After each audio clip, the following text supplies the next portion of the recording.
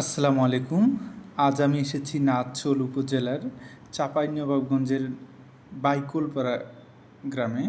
তো এখানে বদরুজ্জামান ভাই নামক একজন কৃষক ভাই, উনি টাইকো কম্পোস্টের প্রজেক্ট করেছে।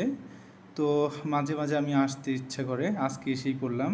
দেখেন ওনার কর্মযোগ্যগুলো, উনি খুবই স্বল্প পরিমাণে টাকা খরচ করে গ্রামের উৎপাদিত যে গোবরগুলো ইনি টলিতে করে নিয়ে এসে প্রায় 700-800 টাকা করে এক টলি নিয়ে এসে ইনি এই যেখানে এই প্রজেক্টগুলোতে রাখে, এই হাউসগুলোতে।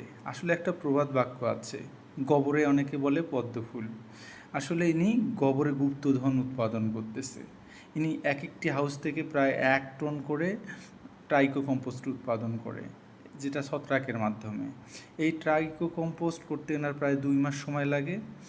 এক একটা হাউস থেকে যদি 10,000 টাকা হয়, তাহলে 2 মাসের মধ্যে ওনার 32টি হাউস এখানে আছে। দেখেন এই যে এখানে 32টি হাউস।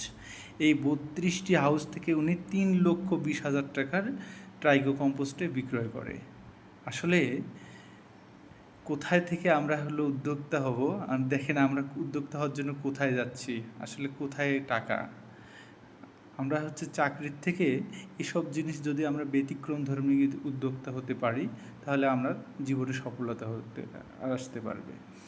আসলে ব্যবসার মাধ্যমেই সফলতা আসে, চাকরিতে নয়।